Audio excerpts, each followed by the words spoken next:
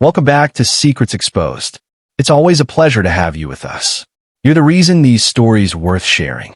Tell us where you're watching from, city or country. We're amazed by how far these tales reach. To get daily new and amazing stories for you, subscribe our channel and press bell icon. All right, let's begin. The clock on the kitchen wall ticked past midnight with a dull, stubborn rhythm. 12:07 a.m. James Riker stood barefoot on the cool tile, staring at the faint glow of the refrigerator light spilling into the room. The house was quiet, too quiet. His daughter, Emma, should have been home by now. She'd gone out with friends, promising to be back before curfew. Normally, she was good about keeping her word. But the silence of the house felt heavier tonight, like the air was warning him. That's when he noticed it. A manila envelope propped awkwardly against the fruit bowl on the counter. No stamp, no address. Just his name scrawled across the front in thick black marker. James. The hairs on the back of his neck rose. He'd spent 19 years in Delta Force. He knew the weight of things left behind on purpose. This wasn't mail. It was a message. He opened it carefully as if it might explode. Inside, only one item slid out, a Polaroid photograph. The instant he saw it, his chest tightened, his stomach turned to stone. Emma. Her wrists bound to a chair, duct tape across her mouth, her eyes wide, shimmering with terror, but alive. Alive. For now. Across the bottom of the photo, jagged black marker spelled it out. $5,000,000, 24 hours. No cops. James's hand shook, not from fear, but from the adrenaline flooding his body. The same surge he'd felt on Black Ops missions where one wrong step meant body bags. His jaw clenched. He forced his breathing steady. The old training kicked in, absorb, assess plan. But before he could even process the horror of the photograph, the phone on the counter buzzed. A burner, cheap plastic, vibrating in place like it wanted to crawl off the surface. He hadn't bought it. They'd left it for him. He picked it up, pressed it to his ear. A voice came through, distorted by a cheap scrambler. Flat. Controlled. Not the frantic tone of street thugs. It was methodical, practiced. You have 24 hours, Colonel. 5 million. Wire transfer instructions will follow. Try the police, and you'll bury your daughter. The line cut. James stayed frozen for a moment, the phone still pressed against his ear, the Polaroid lying on the counter in front of him. The world had narrowed to that single image. His daughter bound, gagged, terrified. He pressed both hands to the counter to steady himself. His mind was already turning. Details. Clues. Patterns. He looked closer at the photo. Behind Emma, cream-colored tiles. Age cracked, streaked with rust. A single pipe running across the wall. Old iron, stamped faintly with numbers and letters. He leaned in, squinting. He could just make out part of the mark. Broman Foundry 78. He knew that name. He'd seen it before, on retrofitted water mains and old factory piping in the industrial sector by the river. James swallowed hard. His hand steadied. He wasn't panicking anymore. He was working, but the emotions under his discipline wouldn't be contained. Rage burned through his chest. Whoever they were, they had made the gravest mistake possible. They had touched his daughter. He picked up the Polaroid again, staring into Emma's terrified eyes. I'm coming, he whispered. The sound of the refrigerator hum seemed louder now. The clock ticked like a countdown. He knew two things with absolute certainty. He wasn't calling the cops. Procedure was too slow, too clumsy, and if the kidnappers were organized, they'd see it coming. He wasn't paying a ransom. He wasn't about to let men like this think money could buy his daughter's life. He was going to find them. James moved toward the hallway closet, pulled down a battered duffel bag. Inside, the tools he promised himself he'd never need again. Night vision goggles, a suppressed sidearm, dismantled but clean, a roll of zip restraints, picks and a slim pen light. Gear from another life, one he thought he'd left behind. But that was before tonight. He checked the clock again. 12:19 a.m., less than 24 hours. The phone still buzzed once in his hand, a notification popping up with one word on the small screen. Wait. James stared at it, cold fury hardening in his veins. No, he wouldn't wait. He wouldn't sit by while his daughter begged behind duct tape. He zipped the duffel closed, slung it over his shoulder, and looked at the Polaroid one last time before sliding it into his jacket pocket. Every detail mattered. Every second counted. And every one of them would pay. The night outside was heavy with mist, the kind that clung to car hoods and blurred street lamps into halos. James stepped onto the porch, duffel slung across his shoulder, every sense tuned sharp. His neighbors slept soundly behind drawn curtains. None of them knew that a girl was missing just a few streets away, that his world was already collapsing. He locked the door behind him, not to keep anyone out, to keep himself focused in. He was going hunting. Inside his pocket, the Polaroid pressed against his chest. He pulled it out again under the porch light, studying it with the scrutiny of a battlefield map. Emma's face trembled in his vision, but he forced himself past the fear. Focus on the background, the details. The tiles, cream, hairline cracks, spiderwebbing across them. Industrial, not residential. The pipe, cast iron, stamped faintly, Broman Foundry 78. He closed his eyes, pulling up memory after memory. Warehouses, water plants, abandoned factories along the river. He'd walked past dozens in his years, training younger soldiers in urban reconnaissance. Most were condemned or half repurposed into cheap storage. He opened his eyes, clarity dawning. The kidnappers weren't amateurs. The location was deliberate, secluded, industrial, and soundproof enough to muffle screams.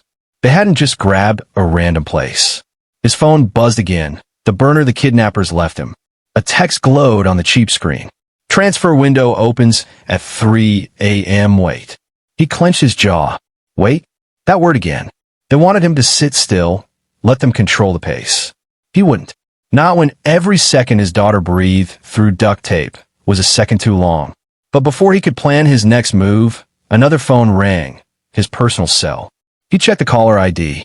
Tyler, Emma's boyfriend. James answered, his voice flat. Where is she? There was silence on the line, then a shaky inhale. Mr. Riker, I swear I don't know. She said she was meeting friends after dinner. His voice cracked. I haven't heard from her. James said nothing. He listened not to the words, but to the tone, the cadence, the gaps. He'd interrogated enemies who swore on their lives. They were innocent while the truth bled from their eyes. Tyler's breath was uneven, his pauses too long.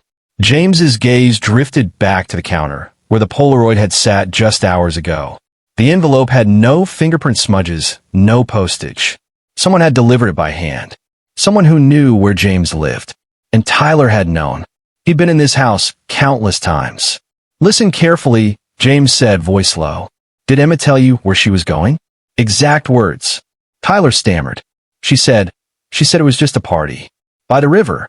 Another pause. I swear, that's all I know. James didn't reply. He ended the call. He stood in the quiet driveway, mist curling around him. By the river. It wasn't much, but paired with the Broman pipe, it narrowed the field. He climbed into his truck, set the duffel on the passenger seat, and drove toward the industrial district. The streets grew emptier, buildings shifting from suburban brick to steel and concrete husks. Shattered windows stared like blind eyes into the night. He slowed near the first cluster of old factories, killed the headlights, sat in silence, listening. A faint hum carried in the distance, mechanical and steady. He rolled the window down. Mixed with it was another sound, dripping water, rhythmic, echoing off concrete. The same sounds he'd caught in the ransom call. His grip tightened on the steering wheel. He was close. He parked 2 blocks away, engine off. Every move from here mattered. He opened the duffel, laid out the tools across the seat.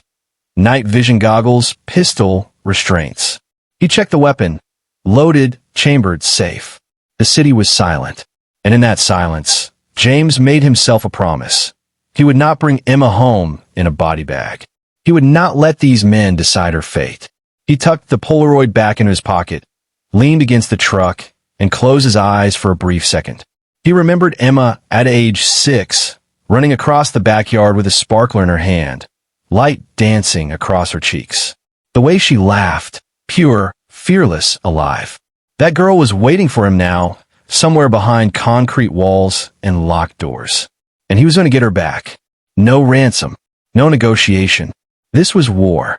The industrial district slept like a graveyard, but James didn't move yet. He sat in the truck, watching the fog roll low between crumbling warehouses, listening to the faint mechanical hum pulsing through the night. It matched the sound on the ransom call, which meant he was close. Too close to waste time guessing. And there was one person who might already know more than he was admitting. Tyler. James checked the clock on the dash. 1:02 a.m. He shifted into gear, pulled away from the empty street, and drove across town to the boys' apartment complex. A rundown, three-story building with rusted balconies and flickering stairwell lights. When James knocked, it wasn't gentle. The sound echoed down the hallway like a warning. Tyler opened the door half a minute later, shirt rumpled, socks damp from pacing. His face was pale, eyes darting everywhere but at James. "Mr. Riker," he muttered, voice shaking. "I told you." James stepped inside without asking. The small apartment smelled of stale pizza and nervous sweat. The TV was on mute, light flickering across the room. On the coffee table sat a cheap flip phone and a thick envelope bulging with cash. James's eyes fixed on them. Tyler followed his gaze and swallowed hard. "Where did that come from?" James asked, voice low but sharp. Tyler stammered. It's not what it looks like." James's stare cut through him. "It looks like ransom money. It looks like you're involved." Tyler's chest heaved, panic clawing its way up his throat. He rubbed both hands over his face, muttering. Finally, he broke. "It wasn't supposed to happen like this," he whispered.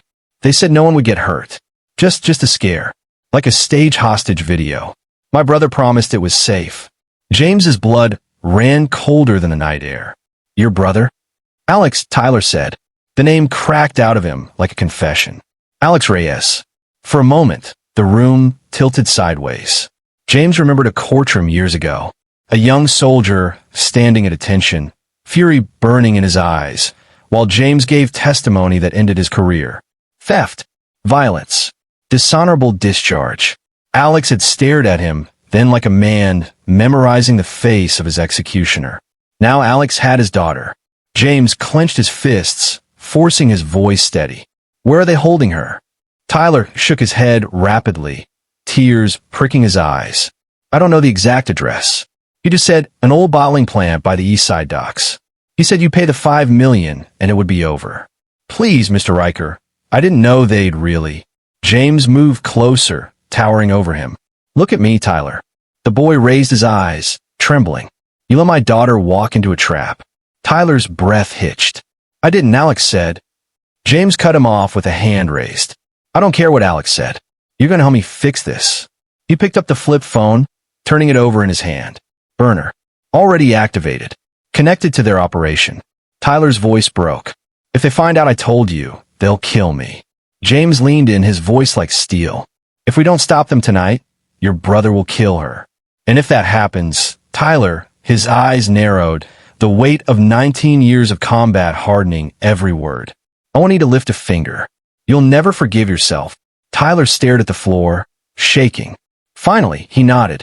James pocketed the burner, zipped the envelope of cash shut, and slung it over his shoulder. "Stay here. If they call you, answer. Nothing more. Nothing less. I'll know if you try to warn them." He headed for the door. Tyler called after him, desperate. "You can't go alone. They're armed. Alex isn't the same anymore. He's dangerous." James paused in the doorway, turning back just once. "So am I." The hallway swallowed his footsteps as he disappeared into the night, leaving Tyler trembling in the flicker of the TV. Outside, the fog seemed thicker, the city colder. But James's path was clear now. Alex Reyes. The old bottling plant on the east side. He gripped the steering wheel until his knuckles whitened. This wasn't just a rescue anymore. This was unfinished business, years in the making. Emma was waiting, and Alex was going to regret the day he touched her. The east side docks stretched like a scar along the river, rows of forgotten factories swallowed by rust and silence. The city had abandoned this place decades ago, but James knew better. Empty buildings were never truly empty. They were havens for gangs, smugglers, and men who thrived in shadows. He parked 2 blocks away, headlights off, letting the fog cloak his truck in gray. He stepped out quietly, boots crunching over wet gravel, duffel slung across his back. The air reeked of oil and stagnant water. Ahead, the harbor bottling plant loomed, a hulking skeleton of steel and broken glass. The letters on the sign had peeled down to faint scars. Harb. Bot. Co. The rest lay shattered on the ground, forgotten. Two black SUVs idled by the loading dock, faint smoke curling from their exhausts. The low thrum of engines whispered of men waiting inside. James crouched behind a stack of rusted shipping pallets, binoculars pressed to his eyes. 3 guards stood outside. One smoked lazily, the ember glowing in the mist. Another leaned on his rifle, bored but alert enough. The third paced, scanning the shadows every few minutes. Their stance told him everything. They weren't drunk kids with guns. They were organized, disciplined. Alex hadn't scraped together amateurs. He'd built a crew. James lowered the binoculars. His chest tightened, not with fear, but with the icy calm of calculation. Every angle, every window, every guard's pattern, he filed it away like pieces of a puzzle. A faint sound carried through the cracked siding of the plant. A muffled thud. Then a muffled cry. Emma. James's grip tightened on the binoculars until the plastic creaked. His daughter was inside. Every second counted. But going in blind was suicide. He had to know the layout, had to chart the path. He slipped along the shadows, moving parallel to the chain-link fence. His breath formed small clouds in the cold night air. At the far side, a section of fencing sagged, cut loose and reattached with twisted wire. An entry point. He filed it in his head, but didn't push through yet. Instead, he circled closer, stopping at a broken vent near the foundation. He crouched, pressing an ear to the rusted grate. Inside, voices. He'll pay. He has to. A young man's tone, full of forced bravado. Then another voice, older, sharper, carrying authority. Alex Reyes. You don't know him like I do. Riker doesn't bend. He breaks. But 5 million? Even he'll fold. Nobody risks their kid for pride. James's jaw clenched. Alex had always misunderstood him. Pride had nothing to do with it. This wasn't about ego. This was about family. Through the vent, he caught the scrape of a chair leg across tile. Then a softer sound, a whimper. Emma. Quiet her down, Alex barked. A dull thud followed. James's vision blurred red for a moment. His fists flexed, aching for the feel of Alex's throat under his hands. But he forced himself still. Timing mattered. Rage without precision got people killed. A new voice cut through, quieter, almost deferential. What if he calls the cops? Alex laughed, bitter and sharp. Riker won't. He doesn't trust anyone but himself. That's why I chose him. He's predictable. James exhaled slowly, forcing himself calm again. Alex was wrong. He wasn't predictable. Not anymore. He backed from the vent, slipping behind a dumpster as one of the guards circled close. The man paused, scanning the fog. James stilled his breath, every muscle locked. The guard flicked his cigarette, coughed, then turned back toward the dock. Safe. For now. James retreated to the pallets, kneeling in the shadows. He pulled the Polaroid from his pocket, Emma's eyes staring back at him. He let the anger burn cold and sharp, not hot and reckless. This wasn't just about saving her. Alex had orchestrated this carefully, too carefully for it to be only about money. James knew soldiers like Alex. They always wanted more. Revenge. Validation. To prove they were still strong. That made him dangerous. James zipped the Polaroid away and pulled out the burner phone. The screen lit up again. A new text. Final instructions. At 2 a.m. James smirked bitterly. They thought they controlled the timeline. They thought he would sit in his house and wait. But James wasn't waiting. He was already here. And he was already inside their walls. Emma's wrists burned. The rope had cut so deep in her skin that every small movement sent fire shooting up her arms. She sat in the middle of a tiled basement, a single overhead bulb buzzing above her like a lazy insect. The air reeked of damp concrete and oil. She'd screamed until her throat was raw. No one had come. Only Alex. He crouched in front of her now, his shadow long across the wall. His eyes weren't wild. Worse, they were calm. He had the look of a man who believed he was in control. "You know your father?" Alex said, voice low but sharp. "He ruined me. Took everything. I rotted for years because of him. Now he gets to feel what I felt. Powerless." Emma shook her head, tears streaking down her cheeks. She tried to speak, but the tape across her mouth smothered every sound in muffled cries. Alex leaned closer, almost whispering in her ear, "Don't worry. He'll pay. He has no choice. He can't save you this time." Emma's chest tightened.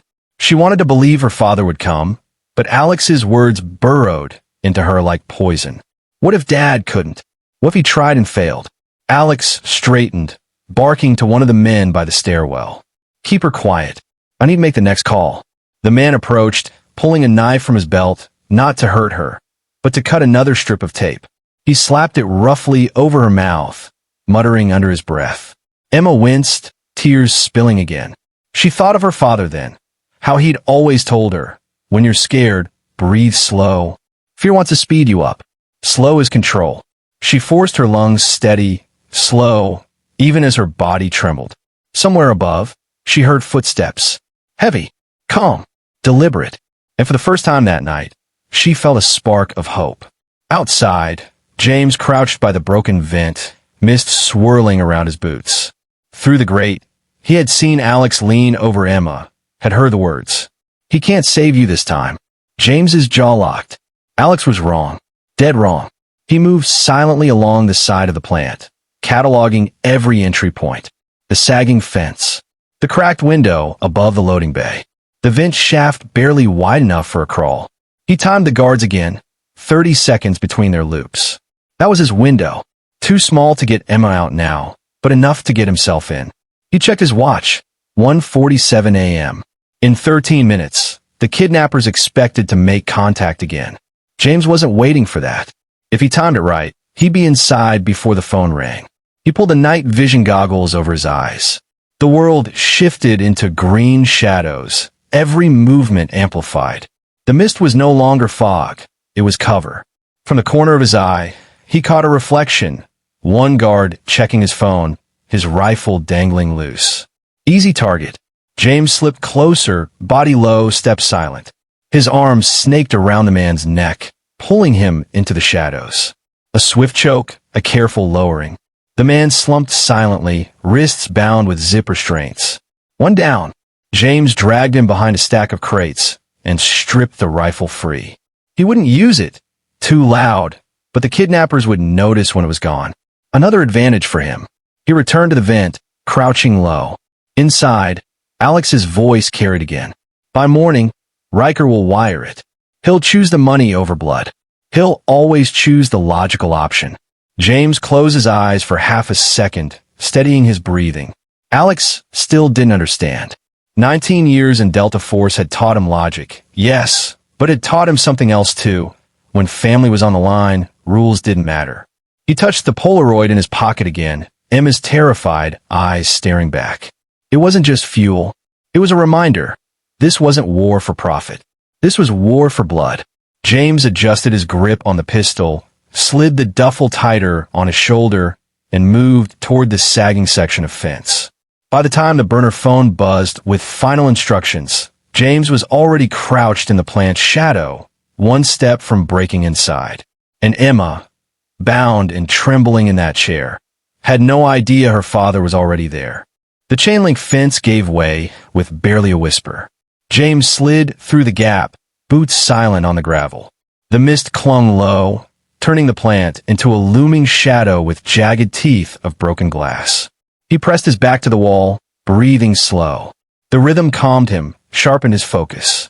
Every detail mattered. Every noise was a clue. The loading dock was 30 feet ahead. A single bulb above it flickered, spilling yellow light over two guards.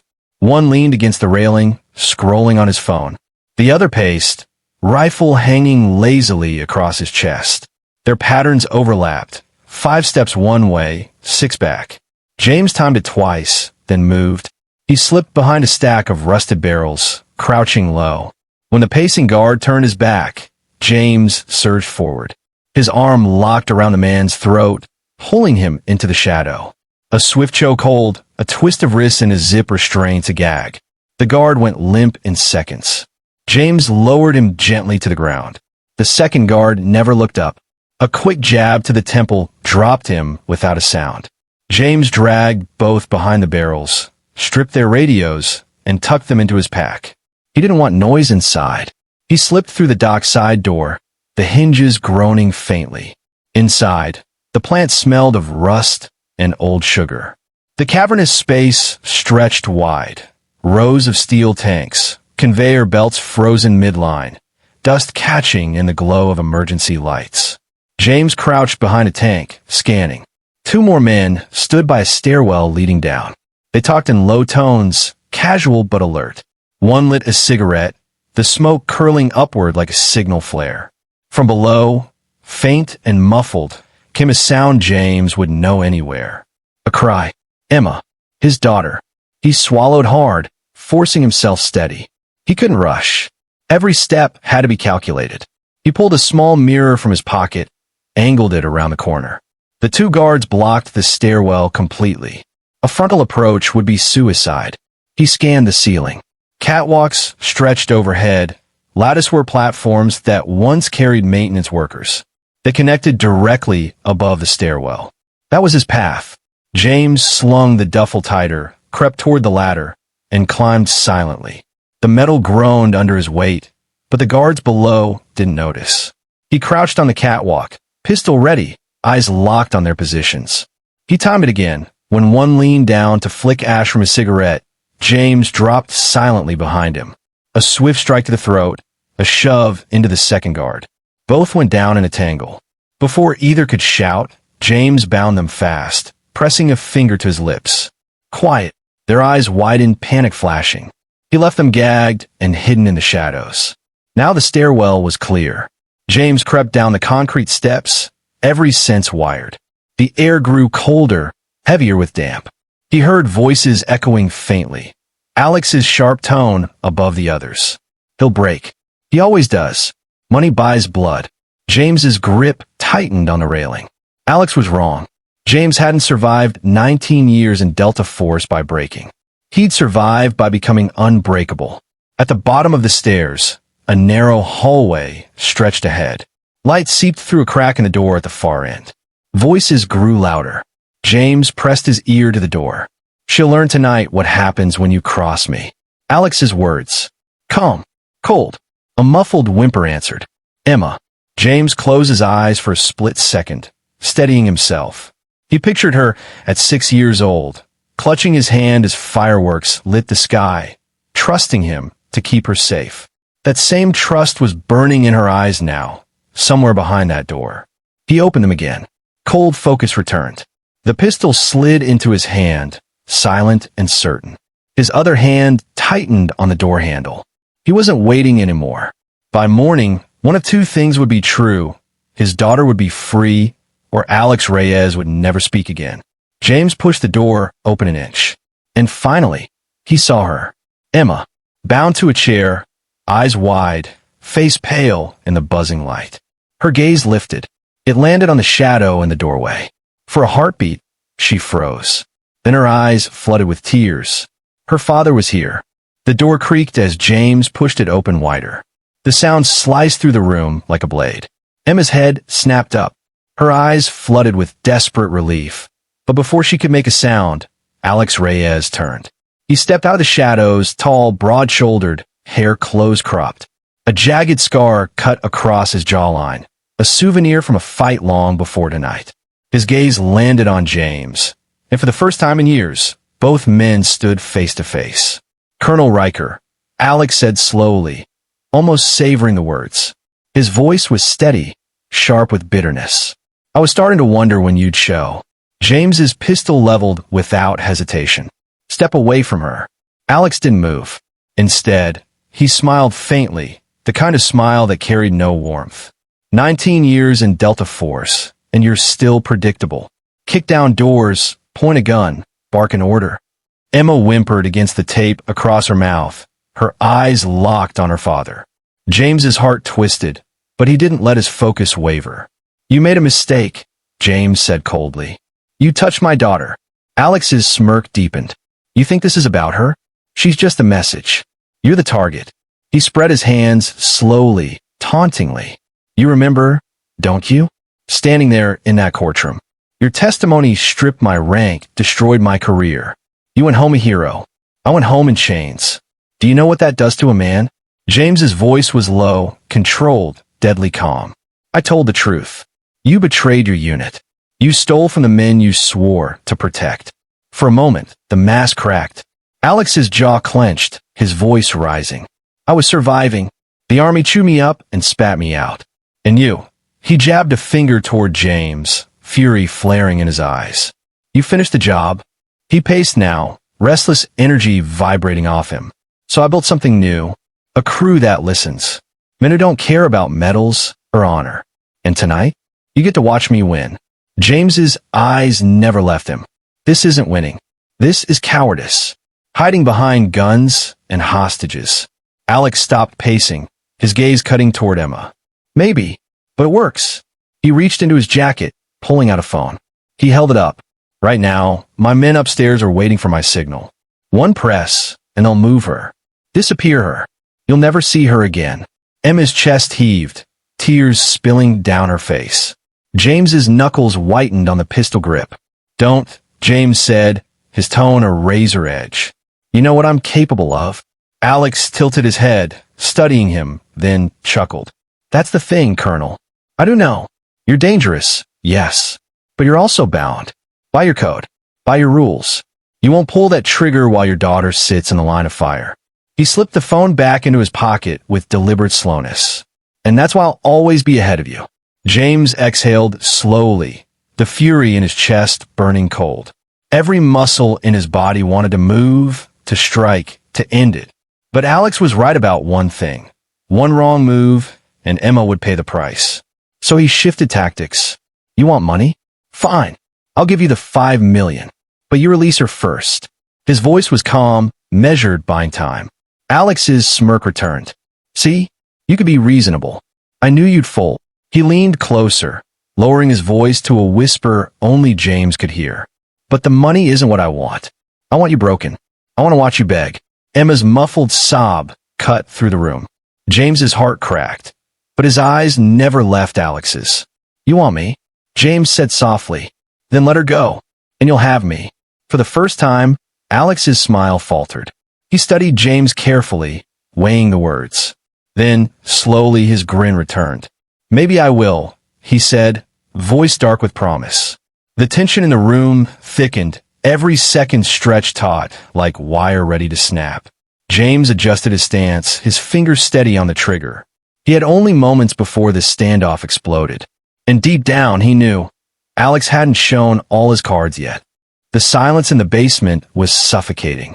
James stood with his pistol raised, Emma trembling in the chair, and Alex Reyes smirking like a man who thought he had already won. Then the sound came. Heavy footsteps above. Not rushed. Not panicked. Calm. Deliberate. Each step echoed down the stairwell, cutting through the air like a drumbeat. Alex's smile twitched. James angled his weapon toward the doorway, muscles coiled. Whoever was coming wasn't one of the jittery guards. This tread belonged to a man used to command. The basement door opened. A tall figure descended, the dim light catching the sharp lines of his face. Silver hair combed neatly, suit pressed without a wrinkle. His presence filled the room before his voice even reached it. Colonel David Sloan, James's former commanding officer. For a moment, the world stopped. Sloan's eyes met James's calm, almost fatherly, as though this were nothing more than a training exercise years ago. James, he said smoothly, I knew you'd come. You always do. Emma's muffled sob cracked through the silence. Alex glanced between them, unease flickering in his eyes. You didn't say he'd get here this fast. Sloan didn't look at him. His gaze stayed on James. He was always going to get here this fast. That's why I chose him. James's voice was low, edged with steel. Chose me for what? Sloan descended the last step. Adjusting his cufflinks like this was a business meeting. Leverage, he said plainly. You see, the world has changed. Governments drag their feet. Red tape strangles action. But men like us, we know how to get things done. My network could use someone like you again. And the best way to remind you of your value was to take away the thing you value most. Emma's eyes widened, terror flooding them. James's pulse hammered, but his voice stayed controlled. You did this. Not Alex. Sloane gave a faint smile. Alex was useful, a tool with history. He hates you enough to play his part convincingly. But the operation? He spread his hands. That's me. Alex bristled. I'm not your tool. His voice cracked with defiance, but Sloane silenced him with a single glance. The kind of look only a commander could wield. Alex's jaw tightened. He lowered his eyes, but rage simmered under his skin. James's grip tightened on the pistol. You crossed the line, Sloane. You don't use family. Sloane tilted his head. Family is the most effective leverage. You of all people should know that. His tone softened, almost paternal. Think about it, James. 5 million was never the point. Money comes and goes. But you, your skills, your discipline, your reputation, they're priceless. Join me, or you'll bury her. Emma's breathing quickened, panic sparking in her chest. She shook her head violently, trying to scream through the tape. James's eyes flicked to her, then back to Sloane. Every instinct screamed to pull the trigger. In it now. But Sloane wasn't careless. 2 men had followed him down, standing at the stairwell, jackets heavy with concealed weapons. James was outnumbered. One wrong twitch, and Emma would be caught in crossfire. So he stayed steady, voice low. Let her go. This is between us. Sloane's faint smile widened. And that, James, is why you'll always be predictable. You still believe in rules. You still believe in right and wrong. Men like me, we understand power. Alex's breathing grew ragged. His hands clenched. You said this was about me. You promised. Sloane didn't even turn his head. You were never more than bait, Reyes. And you've already served your purpose. The words hit Alex like a blow.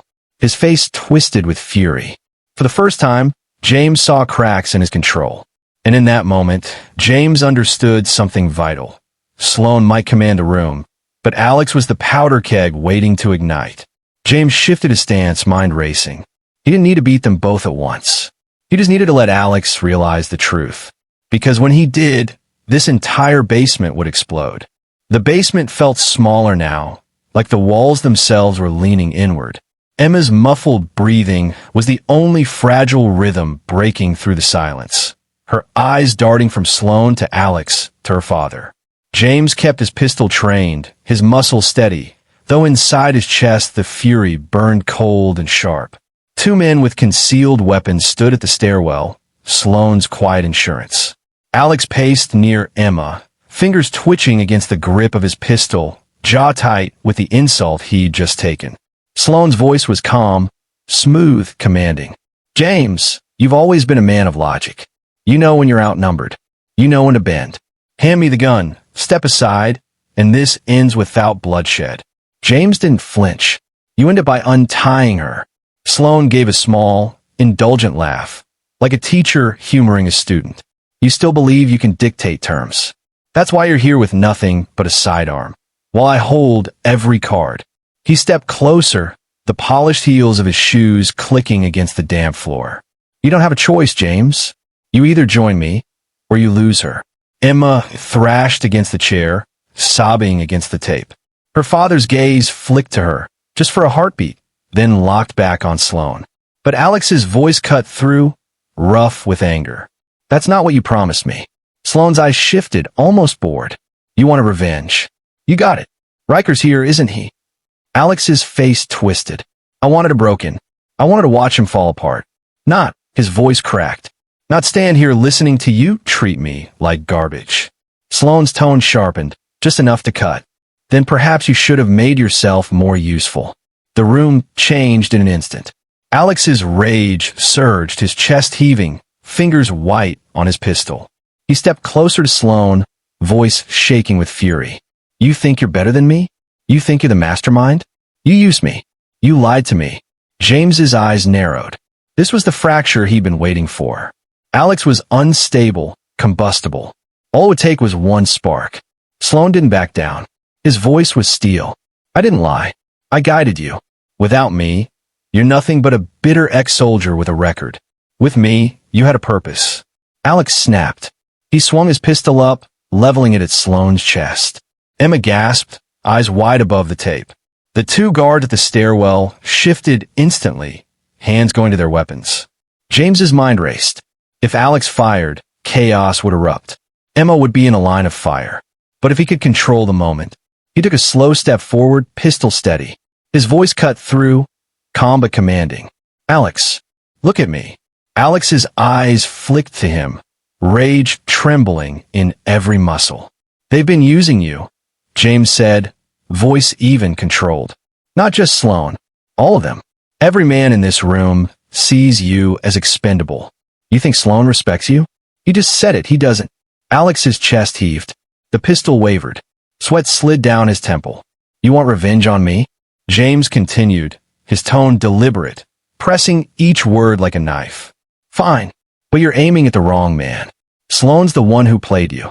He made you kidnap my daughter, knowing you'd take the fall. He'll leave you here in chains while he walks free. Sloane's voice cut sharp. Don't listen to him. He's manipulating you. James's voice rose, firm, undeniable.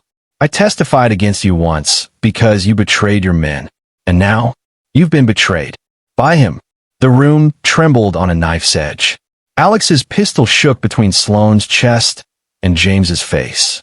His teeth ground, eyes wild, breath ragged.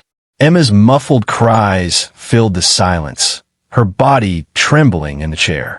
She looked at her father, pleading silently for him to somehow end this. James's grip tightened on his pistol. His breathing slowed, every nerve ready. Because he knew the moment Alex made his choice, the entire room would ignite. The basement was frozen in deadlock. James's pistol stayed steady. Sloane's calm stare never wavered. Alex's gun trembled between them, rage spilling from every line of his body. Emma shook violently in the chair, her muffled sobs the only human sound in the room. For a moment, no one breathed. Then Alex screamed, "You lied to me." The pistol snapped upward. A deafening shot cracked the basement. Sloane jerked sideways, the bullet grazing his shoulder. He staggered but didn't fall, blood blooming dark across his suit. His bodyguards exploded into motion, hands flying to their weapons. James moved first. He lunged forward, firing low. The first guard dropped instantly, a pistol clattering from his hand. James rolled, ducking behind the steel table as the second fired back, bullets sparking against concrete. Emma screamed against the tape, the chair rattling violently. Alex fired again, wild, furious, this time at Sloane. The second bullet missed by inches, splintering concrete above the colonel's head. Sloane cursed, clutching his bleeding shoulder, his composure cracking for the first time. James seized the moment. He surged from cover, slamming into the second guard, twisting the gun from his hands in a brutal lock. The man yelped as James shoved him headfirst into the wall. He crumpled, silent. Alex's breathing was ragged, his gun now pointed squarely at Sloane. You used me. You wanted me to die for you. Sloane's voice was sharp, commanding even through the pain. Reyes, drop it now. You're nothing without me. Nothing. Alex spat. His hand shook violently. You're the one bleeding on the floor. You're the one about to beg. James positioned himself carefully, eyes flicking between them. The chaos had thinned, but the danger hadn't. Alex was out of control. Sloane was wounded but still deadly. And Emma, still bound, still helpless, was caught between the storm. Alex, James said firmly, his voice cutting through the noise. Look at her. Alex's eyes darted to Emma. She froze, tears streaking her cheeks, chest heaving as she tried to scream through the gag. You put her in that chair, James said, voice sharp, deliberate. Not Sloane, not me. You did this. You think hurting her makes you strong? No, it makes you the same coward you were in uniform. Alex's face twisted, fury and shame colliding. His pistol wavered, darting between Sloane and Emma, then back to James. Sloane saw his chance. Despite the blood, he drew a knife from his coat and stepped forward, voice cutting like glass. Enough of this. Reyes, either shoot him, he jabbed the blade toward James, or I'll get you both myself. The room detonated. Alex roared and pulled the trigger again, this time directly at Sloane. The shot slammed into his chest, knocking him back against the wall. Sloane's knife clattered to the floor as he slid down, clutching the wound. Emma screamed.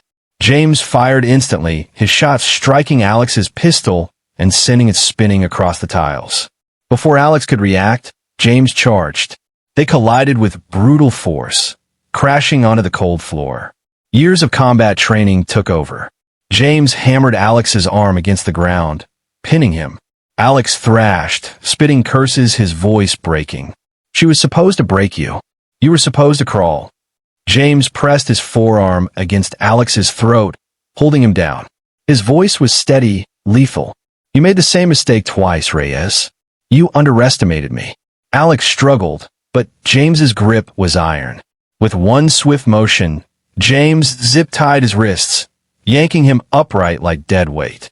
Alex gasped, wild-eyed, humiliated. The room fell into silence, save for Emma's muffled sobs. James turned, chest heaving, and finally saw her clearly. Pale, terrified, but alive. He rushed to her, slicing the ropes from her wrists and ankles. She collapsed into his arms the second she was free, shaking violently. He pulled the tape from her mouth, her first cry tearing through the silence. "Dad." Her voice was hoarse, broken. "I knew you'd come." He held her tight, his voice low, steady against her hair. "I'll always come." Behind them, Sloane wheezed, blood spreading across the floor. His eyes burned, even as life drained from them. "This isn't over." James turned, his daughter clinging to him, his eyes cold. "Yes, it is." The basement stank of gunpowder and blood. The echoes of gunfire still clung to the concrete, as if the walls themselves were unwilling to let go of the violence that had just erupted.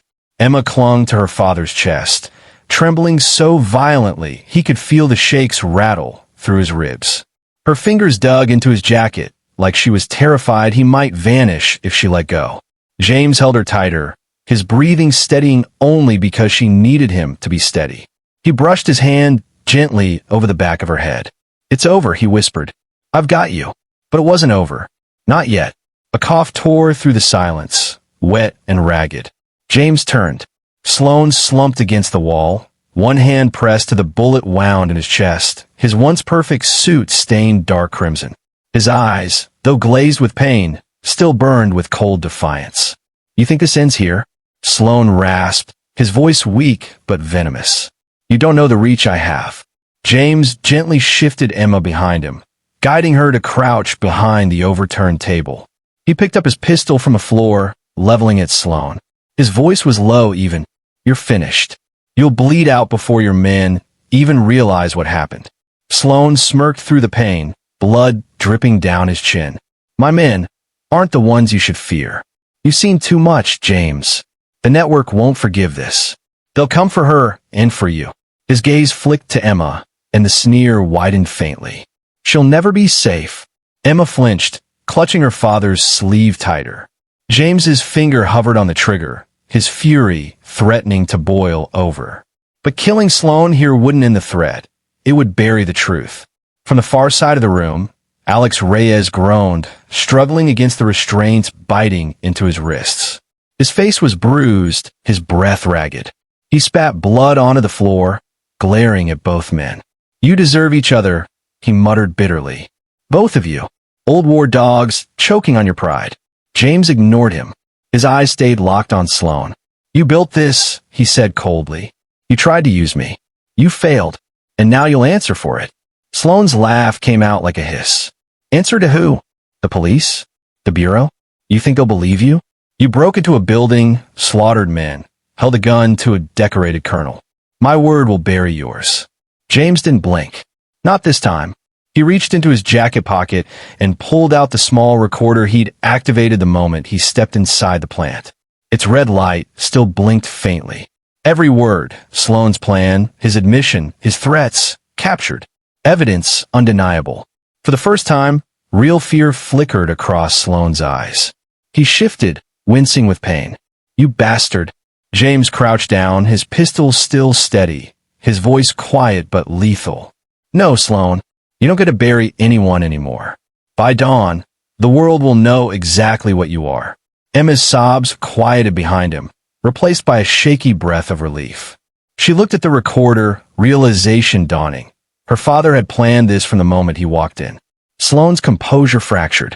His hand twitched toward the knife he dropped earlier, desperation cutting through his pain. He lunged weakly, a final act of defiance. James didn't hesitate. His boot came down hard, kicking the blade across the floor. Sloane collapsed forward with a groan, too weak to rise again. James exhaled, holstering his weapon. He glanced back at Emma. Her eyes were red and swollen, but she managed to whisper, You recorded him?" James nodded once. Always planned for the long game. He pulled her close again, her face pressed against his shoulder. For the first time all night, she allowed herself to breathe without trembling. Upstairs, faint sirens wailed in the distance, growing louder. Red and blue lights began to flicker faintly through the cracks in the broken windows above. Emma looked up, her voice small but steady. "What happens now?" James looked toward Sloane, slumped and bleeding, his empire crumbling around him. Then toward Alex, bound and seething in the corner. "Now," James said quietly, "the truth comes out." The basement pulsed with a distant wail of sirens, drawing closer with every heartbeat. Red and blue light flickered faintly against the cracked windows above, seeping into the dark room like dawn breaking through a storm. Emma sat pressed against her father, her trembling finally slowing as she clung to the steady rhythm of his breathing. James kept one arm around her, the other holding his pistol low, ready until he knew the threat was truly gone. Alex Reyes sat bound against the far wall, chest heaving, face twisted in a mask of fury and defeat. His wrists strained against the zip ties until they cut his skin raw, but he couldn't break free. He spat blood on the floor, eyes locked on James. "You think this changes anything? You think locking me up fixes what you did to me?" James met his glare, voice calm, unshakable. "No, but it stops you from touching my family again." Alex's eyes flicked to Emma, his lips curling into a bitter smile. For now, James didn't rise to the bait.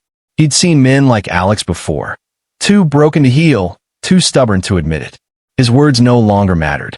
On the other side of the room, Sloane groaned, sliding further down the blood-smeared wall. His once pristine suit was soaked crimson, his silver hair plastered to his forehead. Even wounded, his eyes carried the old command, the defiance of a man who refused to accept defeat. "You're making a mistake, James," he rasped. "When my people find out what you've done here, they'll come for you. They'll come for her." James crouched beside him, lowering his voice so only Sloane could hear. "Let them try." He held up the recorder, its red light still blinking. "This isn't just leverage. It's your confession. And when this hits the bureau, your network burns with you." Sloane's smirk faltered, just for a second. Then the door above burst open. Boots thundered down the stairwell. Armed officers swarmed into the basement, rifles raised, voices shouting. "Hands up! Drop your weapons!" James slowly raised his free hand, still holding Emma close with the other. "She's clear," he called firmly. "She's the victim." The officers moved fast, two securing Alex, dragging him to his feet despite his curses. Another cuffing Sloane as medics pressed bandages to his wound. Sloane tried to straighten, to pull his commander's authority back into his voice, but it came out as a weak rasp. His empire was crumbling, and for the first time, he looked small. Detective Priya Qureshi stepped forward, eyes scanning the room. She met James's gaze, recognition flashing. "Riker, you again." James handed her the recorder, his expression unreadable. "Everything you need is on here. Names. Proof. His confession." She took it carefully, nodding. "We'll take it from here." Emma pressed closer to her father, whispering, "Can we go home now?"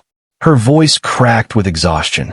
James kissed the top of her head, steadying her. "Yeah, we're going home." As officers dragged Alex past them, he twisted in the cuffs, spitting venom. "This isn't over, Riker." James didn't even look at him. Then Sloane was carried out on a stretcher, his eyes still locked on James. "They'll never stop. You can't protect her forever." James finally rose, his daughter's hand in his, and stepped close enough for Sloane to hear. His voice was calm, quiet, but it carried more weight than a shout. Payday's over. He turned, guiding Emma toward the stairwell. As they climbed into the breaking dawn, the cool air hit their faces.